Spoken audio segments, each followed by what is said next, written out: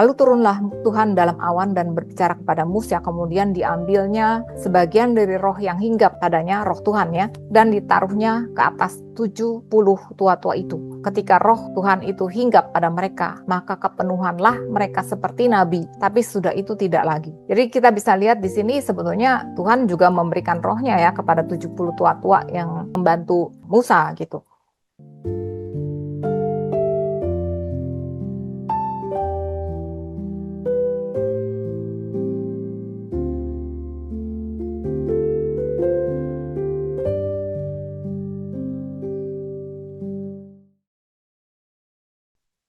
Nah, kemudian kita lihat di Yohanes 3 ini, Tuhan Yesus pernah mengatakan ya kepada Nikodemus, dia bilang, aku berkata kepadamu, sungguhnya jika seorang tidak dilahirkan dari air dan roh, ia tidak dapat masuk ke dalam kerajaan Allah. Apa yang dilahirkan dari daging adalah daging, dan apa yang dilahirkan oleh roh adalah roh. Janganlah engkau heran karena aku berkata kepadamu, kamu harus dilahirkan kembali. Kemudian Nikodemus bingung, bagaimana caranya bisa orang dilahirkan kembali, masuk lagi ke perut ibunya, gitu ya. Kemudian Tuhan Yesus bilang, kamu tuh guru, tapi kamu nggak ngerti, gitu ya. Jadi di sini Tuhan Yesus mengatakan bahwa apa yang dilahirkan dari daging, jadi air ya, ketika kita lahir, itu lahir dari air ketuban ibu, adalah daging. Tapi apa yang dilahirkan dari roh adalah roh. Oleh karena itu kita harus lahir baru.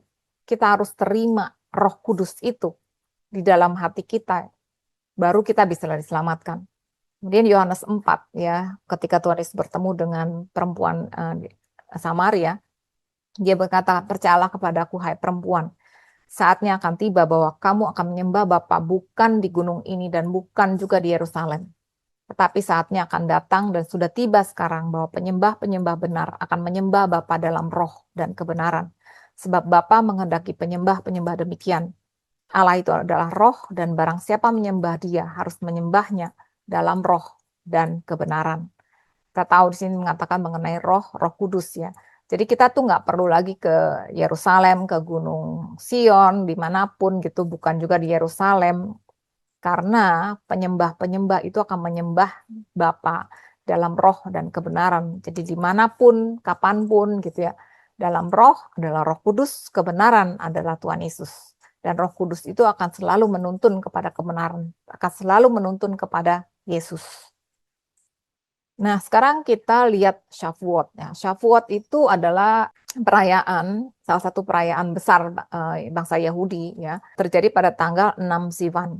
Di Imamat 23, di sini dikatakan ayat 15-16, kemudian kamu harus menghitung mulai dari hari sesudah Sabat itu, yaitu waktu kamu membawa berkas persembahan unjukan. Harus ada genap 7 minggu sampai pada hari sesudah Sabat yang ketujuh. Kamu harus hitung 50 hari, lalu kamu harus mempersembahkan korban sajian yang baru kepada Tuhan. Jadi di sini hari sesudah Sabat itu sesudah Sabat Paskah ya, karena pertama kali itu Shavuot itu terjadi 50 hari setelah Paskah pertama ya, yaitu bangsa Israel keluar dari Mesir. Nah, 50 hari itu adalah turunnya hukum Taurat, itu adalah Shavuot. Jadi dikatakan mulai hari sesudah Sabat. Nah, dia percaya bahwa Sabat itu, hari Sabat itu tuh ke tanggal 15 Nisan ya. Tanggal 15 Nisan sesudah 15 Nisan adalah 16 Nisan. Nah, jadi dari tanggal 16 Nisan sampai ke 6 Sivan itu adalah 50 hari. Dan Shavuot pertama itu adalah turunnya hukum Taurat dan kita tahu pada saat itu 3.000 orang mati karena mereka menyembah lembu emas. Nah, 50 hari setelah kebangkitan Yesus itu adalah Pentakosta. Pentakosta adalah turunnya Roh Kudus. Perjanjian Lama turunnya 10 perintah, Perjanjian Baru turunnya Roh Kudus. Di Kisah Rasul 2 di sini dikatakan ketika tiba hari Pentakosta, semua orang percaya berkumpul di satu tempat. Tiba-tiba turunlah dari langit suatu bunyi seperti tiupan angin keras yang memenuhi seluruh rumah di mana mereka duduk. Tampaklah kepada mereka lidah-lidah seperti nyala api yang bertebaran dan hinggap pada mereka masing-masing. Maka penuhlah mereka dengan Roh Kudus, lalu mereka mulai berkata-kata dalam bahasa-bahasa lain, seperti yang diberikan oleh Roh itu kepada mereka untuk mengatakannya. Kita udah pernah bahas ya mengenai baptisan Roh Kudus dan bahasa Roh. Nah, kemudian katakan, maka bangkitlah Petrus berdiri dengan ke-11 rasul itu dan dengan suara nyaring, ia berkata kepada mereka, hai kamu orang Yahudi, kamu semua yang tinggal di Yerusalem, ketahuilah dan camkanlah perkataanku ini. orang-orang ini tidak mabuk seperti yang kamu sangka. Karena dipikir mereka tuh mabok gitu ya, terus udah gitu berbicara dengan bahasa-bahasa yang lain gitu. Sini dikatakan, mereka tuh nggak mabuk. Hari ini baru pukul 9. Tapi itulah yang difirmankan Allah dengan perantara Nabi Yoel. Kita bisa lihat di Yoel 2 ya. Akan terjadi pada hari-hari terakhir. Demikianlah firman Allah. Bahwa aku akan mencurahkan rohku ke atas semua manusia. Semua yang percaya ya. Maka anak-anakmu laki-laki dan perempuan akan bernubuat, profesi. Teruna-terunamu akan mendapat penglihatan-penglihatan, visions. Orang-orangmu yang tua akan mendapat mimpi, dreams ya. Dan juga ke atas hamba-hambaku, laki-laki dan perempuan akan kucurahkan rohku pada hari-hari itu. Dan mereka akan bernubuat. Dan aku akan mengadakan mujizat-mujizat di atas, di langit, dan tanda-tanda di bawah, di bumi.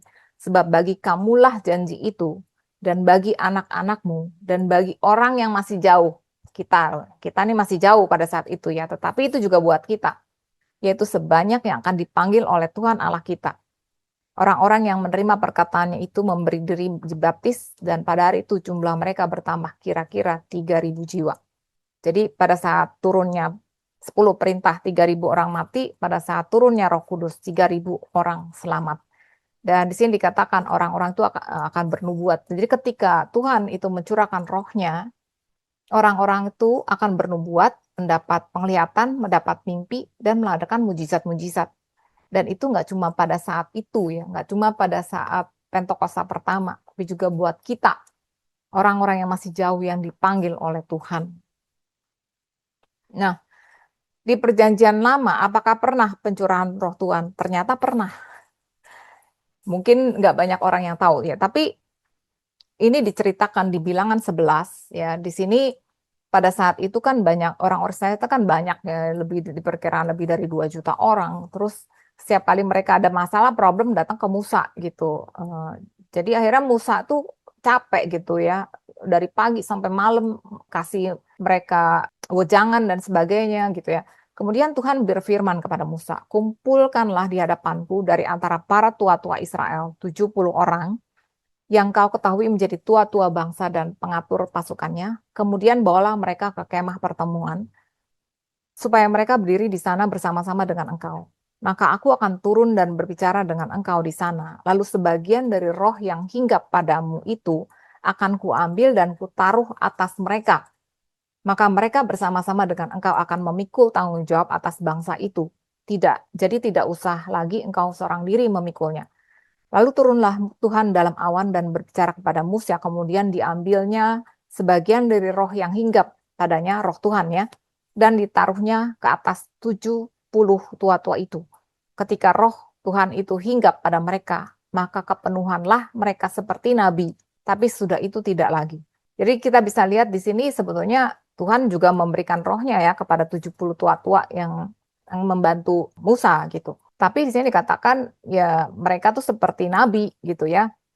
Mereka juga bisa bernubuat gitu ya, memberitakan kehendak Tuhan, tetapi dibilang sudah itu tidak lagi. Dalam arti kalau kita tahu di perjanjian lama, ketika Tuhan itu memberikan rohnya, itu tidak stay ya, nggak diem gitu. Ketika mereka berdosa ya roh itu pergi lagi gitu. Jadi kita tahu itu seperti itu gitu. Karena ya Tuhan Yesus belum mati disalib dan dimuliakan gitu. Nah, sekarang setelah Tuhan Yesus itu bangkit dan naik, Roh Kudus itu tinggal selamanya di dalam orang yang percaya. Di Efesus 1 ayat 13-14 dikatakan di dalam Dia, di dalam Kristus ya, kamu juga karena kamu telah mendengar firman kebenaran yaitu Injil keselamatanmu. Di dalam Dia kamu juga ketika kamu percaya pada Tuhan Yesus ya.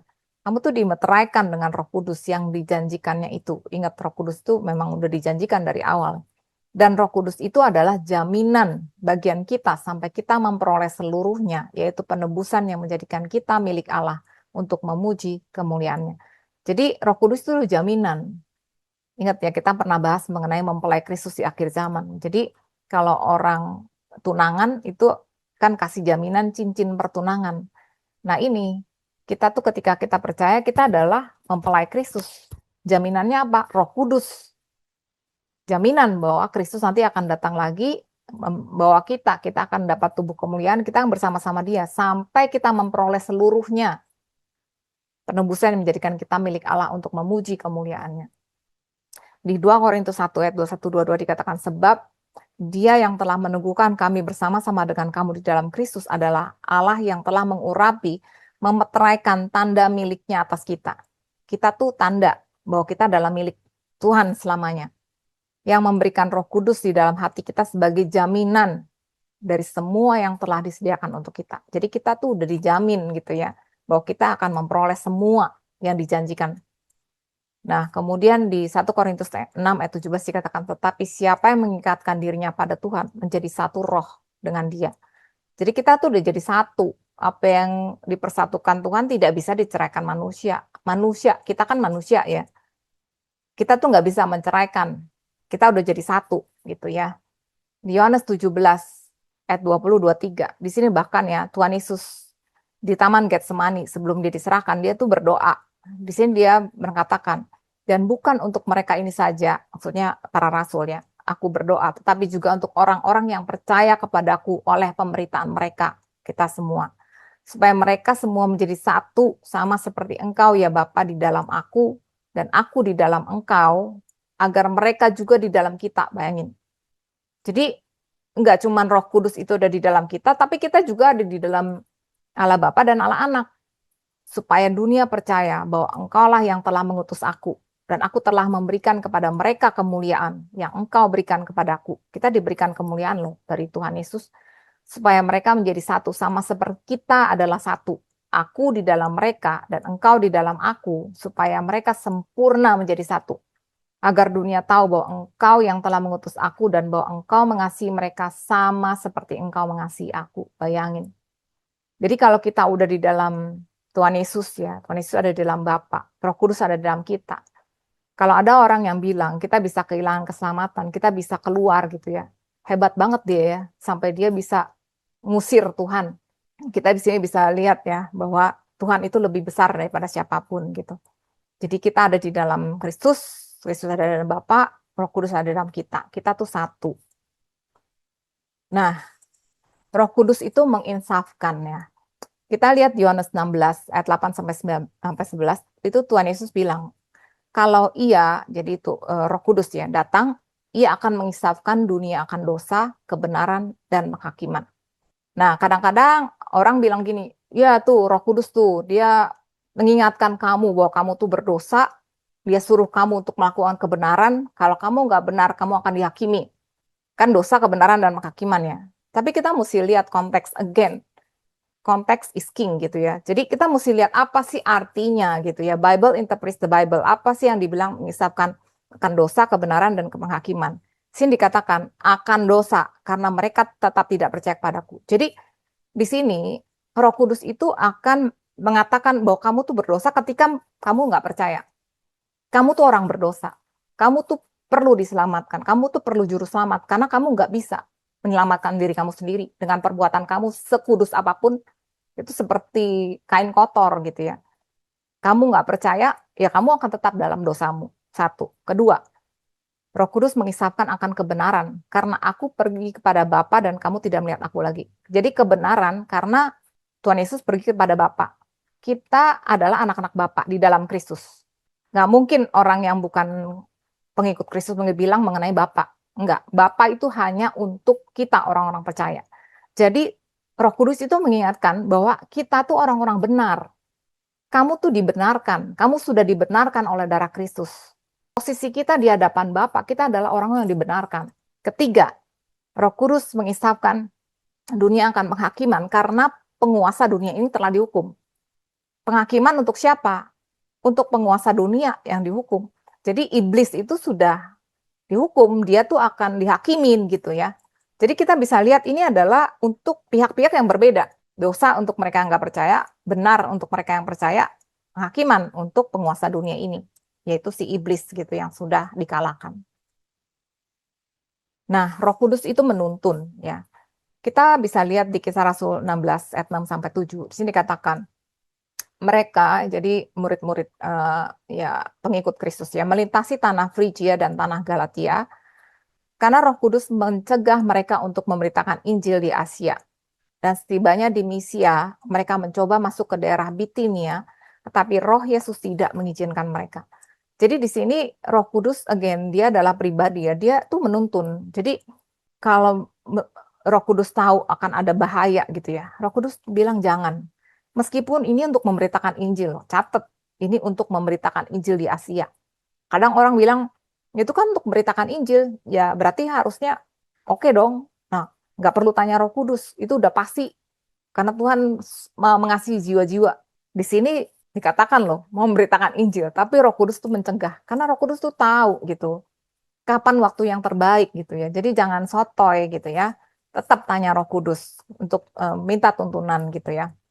Nah, kemudian bagaimana dengan Rasul Paulus? Rasul Paulus itu seringkali dikatakan bahwa itu lihat aja rasul terbesar aja di perjanjian baru ya, yang memberitakan Injil kepada bangsa-bangsa non-Yahudi, itu menderita segitu banyak, segitu hebatnya karena Tuhan izinkan. Nah, ya kan? Kita lihat di Kisah Rasul 21.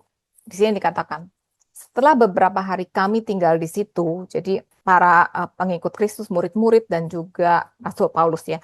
Di sini dikatakan, datanglah dari Yudea seorang nabi bernama Agabus. Ia datang kepada kami lalu mengambil ikat pinggang Paulus, Rasul Paulus ya, sambil mengikat kaki dan tangannya sendiri. Dia, jadi Agabus itu berkata, demikianlah kata Roh Kudus, beginilah orang yang empunya ikat pinggang ini akan diikat oleh orang-orang Yahudi di Yerusalem dan diserahkan ke dalam tangan bangsa-bangsa lain. Jadi artinya Agabus itu mengingatkan, Rasul Paulus bilang, Roh Kudus itu ngomong ke saya, kalau kamu tetap pergi ke Yerusalem, kamu tuh akan diikat oleh orang-orang Yahudi, diserahkan ke dalam tangan bangsa-bangsa lain. Mendengar itu, kami, jadi rasul-rasul ya, bersama-sama dengan murid-murid di tempat itu meminta supaya Paulus jangan pergi ke Yerusalem.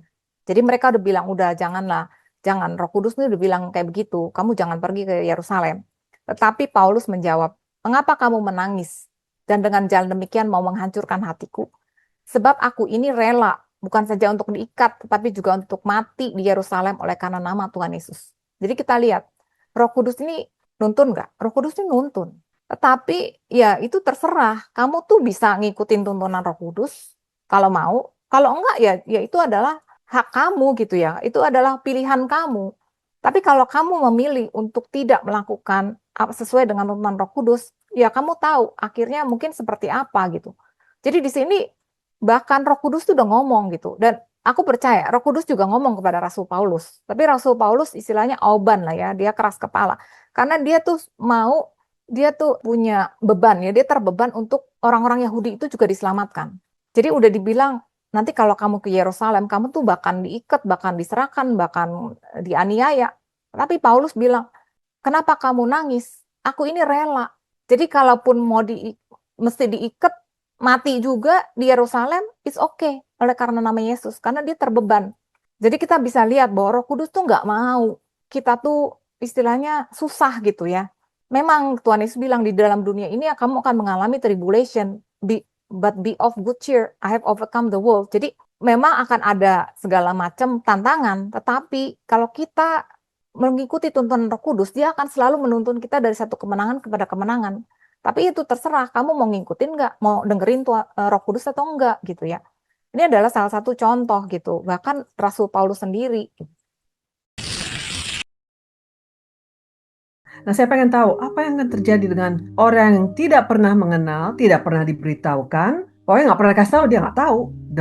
Saya pengen tahu aja perbedaan dengan orang yang sudah pernah dikasih tahu, difirmankan, tapi dia tidak menerima. What would happen to them at the end?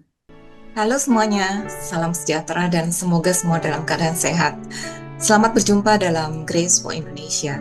Nama saya Rita, dan jika saudara belum mengenal Tuhan Yesus dan mau mendapatkan hidup yang kekal, saya undang saudara untuk menerima Dia di dalam hidupmu.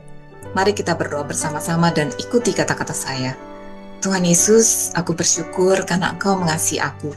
Aku mengaku bahwa aku adalah orang berdosa dan membutuhkan pengampunan-Mu. Aku percaya Engkau adalah firman Tuhan yang datang dari surga. Engkau mengasihi aku dan mau mati di salib untuk menebus semua dosaku. Aku mengundang Engkau Tuhan untuk masuk ke dalam hatiku sebagai Tuhan dan Juru Selamat pribadiku. Dan biarlah Roh-Mu sendiri yang menuntun aku untuk hidup bagi-Mu mulai dari sekarang sampai selamanya. Di dalam namamu Tuhan Yesus, aku berdoa, amin. Nah, jika saudara baru saja menerima Tuhan Yesus sebagai Tuhan dan Juru Selamat saudara, selamat saudara sudah menjadi warga kerajaan surga. Teruslah belajar kebenaran melalui firman-Nya. Firman Tuhan di 2 Petrus 1 ayat 2 mengatakan, kasih karunia dan damai sejahtera melimpahi kamu oleh pengenalan akan Allah dan akan Yesus Tuhan kita. Jadi semakin kita mengenal Tuhan, semakin kita dilimpahi oleh kasih karunia dan shalom. Shalom itu termasuk kesehatan, penyediaan, damai sejahtera, dan sukacita. Kita punya Tuhan yang luar biasa. Saya berharap apa yang kami bagikan memberkati saudara, dan kalau saudara punya pertanyaan mengenai topik yang kami bahas ataupun mengenai firman Tuhan, silakan masukkan ke dalam komen. Kalau video ini memberkati saudara, tolong di like, subscribe, dan di share supaya menjadi berkat juga buat banyak orang.